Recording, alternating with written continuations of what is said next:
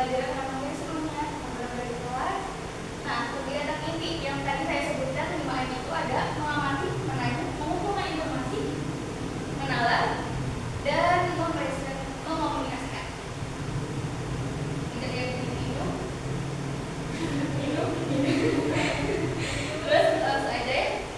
Biasa pertama mengamati, terus tadi akan memberikan gambar atau video. Terus nanti ada kita tadi ada pertanyaan seputar video, posisi video pada media, where is the kid, where is the ball, or something like that. And then terus tadi bisa mengumpulkan informasi, terus berdiskusi dengan kelompok untuk menentukan gambar dengan melihat preposition of place yang sesuai dengan melalui aktivitas permainan true or false untuk nanti di LKPD kelompoknya.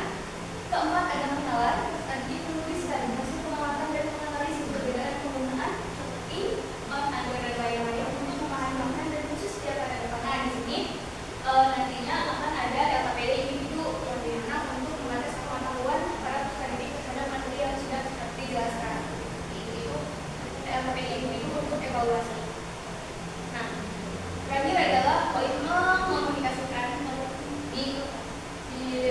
itu beberapa peserta didik mempresentasikan hasil kerja kelompoknya di depan kelas yang tadi true or false. Nanti para nanti untuk pelajarannya nanti siswa dikasih tampilan gambar terkait dengan true or false-nya, nanti mereka maju ke depan ini benar enggak gitu.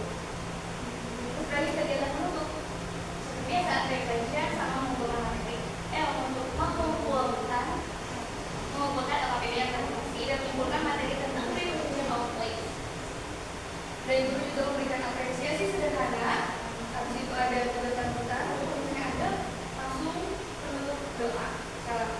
Nah, penilaiannya juga ada penilaian sikap, penilaian pengetahuan, dan penilaian keterampilan yang dimana aspek dari sikap itu ada di pilihan kerjasama tanggung jawab pembelajaran dan kelompok. Pengetahuan seperti yang tadi disebutkan ada di LKPD individu yang berisi soal ganda.